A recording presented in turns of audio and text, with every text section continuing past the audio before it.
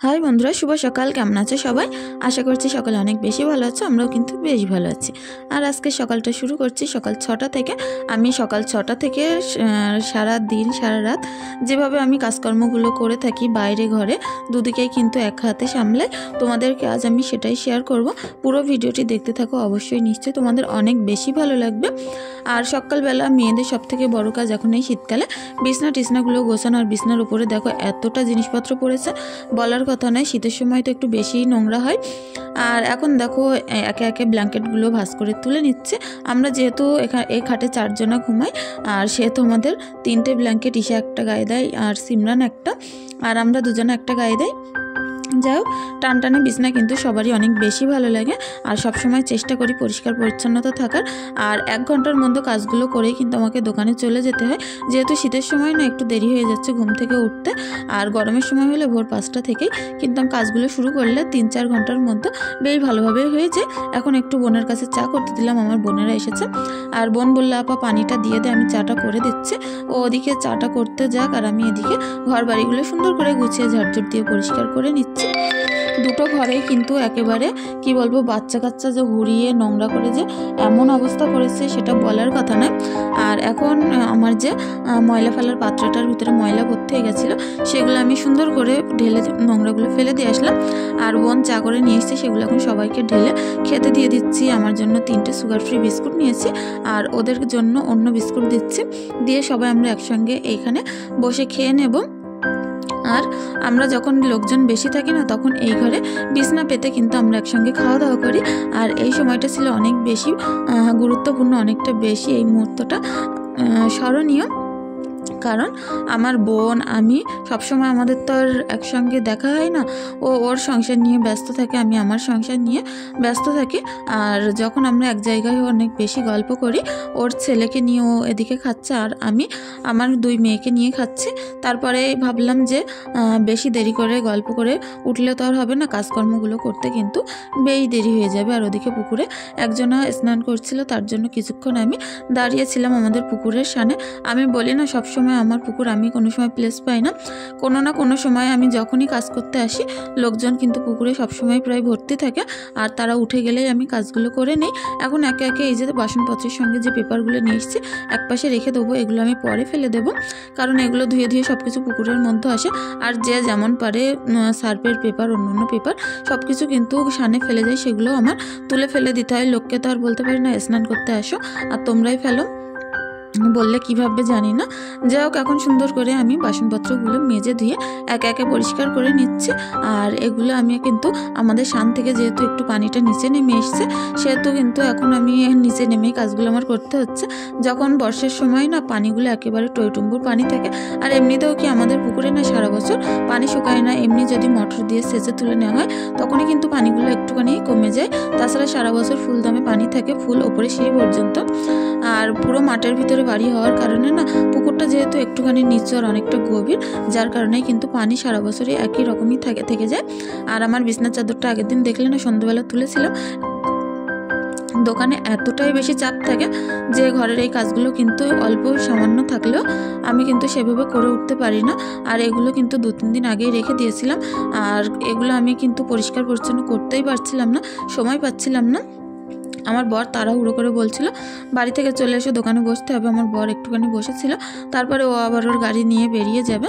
আর তার কারণে আমি তাড়াহুড়ো করে বাসনপত্র মেজে আর জামাকাপড়গুলো কেচে দিয়েছিলাম। এগুলো আজ যদি না পরিষ্কার করি এখন আবার 1 সপ্তাহ পরে আমার হাত দিতে হবে, কারণ সারাদিনই যেহেতু বাড়িতে থাকতে পারি না।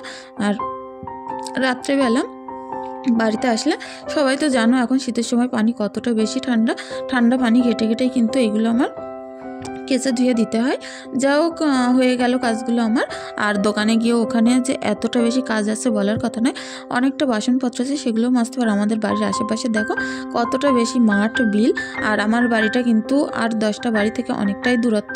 এখন কিছুটা ভাত ভেজে নিয়েছি, সকালবেলা অনেকটাই ভাত ছিল সেগুলো তো আর ফেলে দিতে পারি না, সেগুলো সুন্দর করে ভাজা করে নিয়েছি, সকালবেলা খেয়ে নেব। আর একটু সবজি আছে, ভাজা আছে, বেগুন ভাজা করেছি, সেটা দিয়ে খেলেই হয়ে যাবে সকালবেলাটা। গ্যাসের ওপরটা তোমাদের বলি না, রোজই মোছার পরে পরিষ্কার করার পরেও আমার যেহেতু দোকানের পাশে অনেকটা কাঠের দোকান, ধুলো নোংরা পড়ে একেবারেই ভর্তি হয়ে যায়। সেগুলো এখন সুন্দর করে পরিষ্কার করে নিয়ে দোকান ঘরের ভিতর টিতরগুলো সুন্দর করে ঝাড়ঝাড় দিয়ে আমি এখন পরিষ্কার করে নিচ্ছিলাম। আমার সবসময় একটু ধুলো নোংরা পরিষ্কারই বেশি ভালো লাগে। সকালবেলা যত আমার বর ঝাড় দিক না কেন, আমার কারোর কাজই তেমনভাবে যেন মনে পোষায় না, নিজে করলে সেটাই বেশি ভালো লাগে। আর এখন দোকানের পিছনে যে উঠোনটা আছে অনেকটাই বড় উঠোন, এখানটা আমি সুন্দর করে ঝাড় দিয়ে নিচ্ছিলাম। আর পরিষ্কার থাকলে না কাজগুলো মনে হয় যেন গাটা একটু আজুর আছে, কাজগুলো অনেকটা বেশি করতে ভালো লাগে, কিন্তু নোংরা জায়গায় করতে একেবারেই ভালো লাগে না। হয়তো আমার কিছু নেই, তবে যেটুকুনি আছে সেটুকুনি চেষ্টা করি ভালোভাবে পরিষ্কার পরিচ্ছন্ন করে গুছিয়ে রাখার জন্য। আর তারপরে ঈশার জন্য দুধ গরম করে ঢেলে নিলাম, ওকে একটুখানি খাইয়ে দেবো আর ভাত খাইয়ে দেবো তারপরে। আর এখন আমি রান্না করতে চলে এসেছি। ওদিকে ঈশাকে আমি কিন্তু মাঝখানে একটু খাইয়ে এসেছিলাম। আলুগুলো সিদ্ধ করতে বসাচ্ছি, ডিম আলু করব। প্রথমে প্ল্যান ছিল মাংস করার, তারপরে যে কোনো কারণবশত আমার বর আজ বাজারে যেতে পারিনি, মাংসটা আনা হয়নি। সিদ্ধ আলু দিয়েই কিন্তু আমি আলুর যে দম হয় ডিম দিয়ে করেছিলাম। যাই হোক, ওই যে টমেটো কাটা, পেঁয়াজ, আদা রসুন কিন্তু বেশি করেই করে রেখেছিলাম মাংস করব বলে, যেহেতু একটু মশলা টশলাগুলো বেশি করে রেখেছিলাম, কিন্তু মাংসটা আর আনা হয়নি। আর কপালে না থাকলে সব কিছু আসলে হয় না, তার কারণে দেখো মাংসের আলুগুলো সিদ্ধ করে নিয়ে সেই আলুর ভিতরে আবার ডিম দিয়েছিলাম, দিয়ে সিদ্ধ করে আমি কিন্তু ওদিকে আলুর দম করেছিলাম ডিম দিয়ে, আর এদিকে বিট ভাজা করেছিলাম। আর করে দুপুরবেলা এটা দিয়ে খাওয়া দাওয়া হবে। রাত্রেবেলা যদি মাংস আনে হয় ফ্রিজে রেখে দেবো, তা নয় কাল করব। আর বন্ধুরা, তোমরা যে যেখান থেকে দেখছো, আজকেও তোমাদের কাছে একটি রিকোয়েস্ট রইল, প্লিজ চ্যানেলটি সাবস্ক্রাইব করে পাশে থেকো। আর যদি বেশি কিছু ভালো লেগে থাকে অবশ্যই একটি লাইক, একটি কমেন্ট করে দিয়ে যাও। আমার ভিডিওর ভিতরে যদি তোমাদের কিছু ভালো লাগে অবশ্যই কমেন্টের মাধ্যমে জানিও। আর যদি ভুল ত্রুটি থাকে অবশ্যই ক্ষমা সুন্দর দৃষ্টিতে দেখার অনুরোধ রইল। রুমা মিষ্টি নামে এক দিদিভাই কমেন্ট করেছো তার চ্যানেল থেকে ঘুরে আসার জন্য। দিদিভাই, তোমার চ্যানেলে আমি কিন্তু ঘুরে এসেছিলাম, আর তোমার চ্যানেলে কিছু কিছু জিনিস ফলো করলাম যেগুলো আমি নিজেই হয়তো আমার নিজের চ্যানেল আছে বলে যেগুলো আমি বুঝতে পারি, নিজে ফেস করি, যে তোমার ভিডিও কোয়ালিটিটা আরেকটু ভালো হতে হবে। কোয়ালিটি যত ভালো হবে, কিছু কিছু কাজকর্মগুলো অনেক দেরি করে না দেখিয়ে একটু স্পিডে দেখাতে হবে, তাহলে হয়তো তোমার ভিডিওয় ভালো ভিউজ আসবে। আমার যেটুকুনি জ্ঞান আমি সেটুকুনি বললাম, আর বাদ বাকি তুমি অন্য অন্য টেক চ্যানেল থেকে সব কিছু দেখে বুঝে নিতে পারো। আমার এটা তো আর টেক চ্যানেল না, আমি অতটাও বেশি ভালো জানি না, যেটুকুনি করি হয়তো টেক চ্যানেল থেকে দেখে নিয়ে নিজের মনের মতো করে করি। যাই হোক, কথা বলতে বলতেই আমি এদিকে ডিম আলুগুলো একসঙ্গে কষিয়ে রান্না করে নিয়েছিলাম। আর বিকালবেলা বোনকে নিয়ে একটুখানি ঘুরতে বেরিয়েছিলাম, কিছু জিনিসপত্র কেনাকাটার ছিল সেগুলোও করব। আর দেখো আমাদের বাজারে যাচ্ছিলাম হেঁটে হেঁটে, রাস্তাঘাটগুলো পুরো সুনসান, অনেকটা বেশি ঠান্ডা ছিল। বাড়িতে এসে অনেকটা পরিমাণে জামাকাপড় তুলে নিলাম। জামাকাপড়গুলোও কিন্তু সকালবেলা কেসে ধুয়ে মেলে দিয়ে গেছিলাম, যেহেতু দোকানে গেলে এসব কাজকর্মগুলো, বাড়ির কাজকর্ম তো পড়েই থাকে। এখন সিমরানকে পড়তে বসালাম, আর আমি যে জিনিসপত্রগুলো এনেছি তোমাদের সাথে নিশ্চয়ই শেয়ার করব।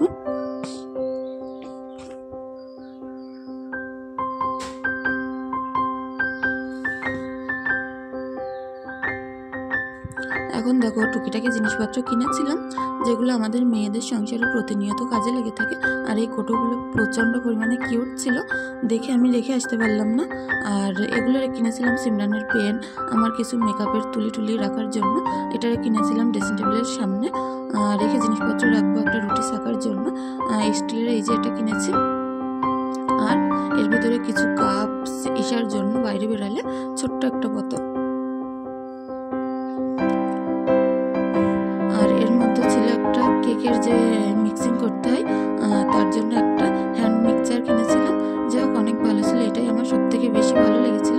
আর ওই যে লাল ডিব্বাটার ভিতরে, ওর ভিতরে ছোট্ট ছোট্ট কাপ কিনেছি। কাপগুলো না অনেকটা বেশি কিউট আর সুন্দর ছিল। সবাই তো কাঁচের কাপ বড় ব্যবহার করে, আমি না হয় একটু ছোট কাপ ব্যবহার করি। আমার ছোট ছোট জিনিসপত্র যেন একটু বেশিই ভালো লাগে। এখন এখন ড্রেসিং টেবিল, শোকেস সব কিছু সুন্দরভাবে গুছিয়ে নিচ্ছিলাম। নিয়ে দেখো সব কিছু পরিষ্কার পরিচ্ছন্ন করে মুছে তারপরে একে একে গুছিয়ে নিচ্ছি। গোছানো গাছানো জিনিস কিন্তু সবারই বেশি ভালো লাগে। আর যাই হোক, এখন কিছু কিছু জিনিস এতে একটুখানি বদলে দিলাম, কারণ আমার ড্রেসিং টেবিলের পাল্লাটা যখন খোলা হয় না, সব জিনিসপত্র পড়ে যায়। আর ওই কৌটোটার ভিতরে রাখার কারণে আর ওটা নামিয়ে নিলেই হয়ে যাবে, একটা একটা করে জিনিস নামানো লাগবে না। ঈশার ডাইপারটা চেঞ্জ করে দিলাম, দিয়ে এখন একটুখানি চা করে নিয়ে একসঙ্গে বসে আমরা খেয়ে নেব। তারপরে চাটা বসিয়ে দিয়ে তার মধ্যে কিছুটা বাসনপত্র ছিল, সেগুলো আমি এখন মেজে এক এক করে উপর করে দিচ্ছি। আর তারপরে আরও কাজকর্ম আছে ঘরের ভিতরে, ঘর ঝাড়ু দিতে হবে, খাটের ওপরটা নোংরা হয়ে আছে, সেগুলোও কিন্তু সুন্দরভাবে করে নিতে হবে।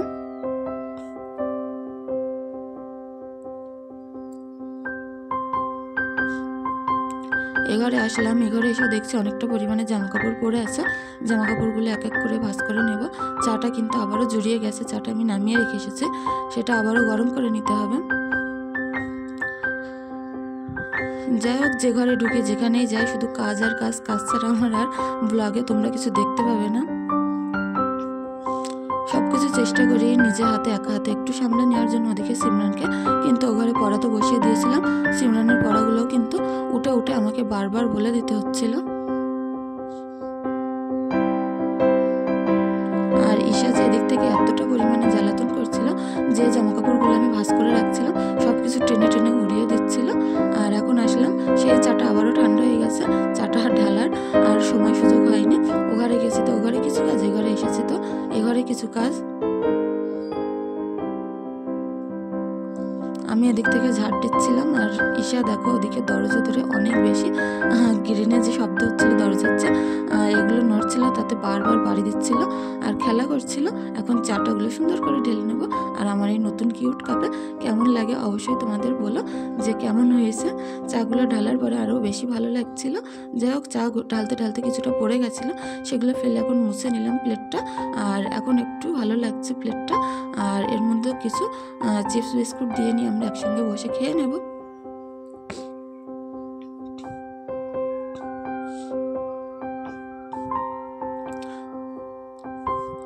যাই হোক বন্ধুরা, আজকের ভিডিওটি আর বেশি দূর বাড়াবো না।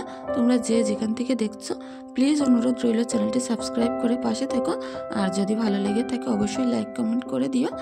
আর যদি তোমাদের কিছু খারাপ লেগে থাকে অবশ্যই কমেন্টের মাধ্যমে জানিও। এখন একটুখানি বিস্কুট টিস্কুটগুলো খেয়ে নিয়ে ঈশাকে ঘুম পাড়াবো, সিমরানকে কিন্তু পড়াতে হবে। আর ঈশার দুধ টুধগুলো গরম করে সব কিছু ফিটারে ঢেলে নিয়ে এসেছি, ওকে এক্ষুনি খাইয়ে ঘুম পাড়িয়ে দেবো। যদি তোমাদের কি বলবো, যে যদি কিছু খারাপ লাগে অবশ্যই কমেন্টের মাধ্যমে জানিও। পরবর্তী ভিডিওতে চেষ্টা করবো সেসব ভুলগুলো শুধরে নেওয়ার জন্য। ধন্যবাদ সকলে, অনেক ভালো থেকো, সুস্থ থেকো।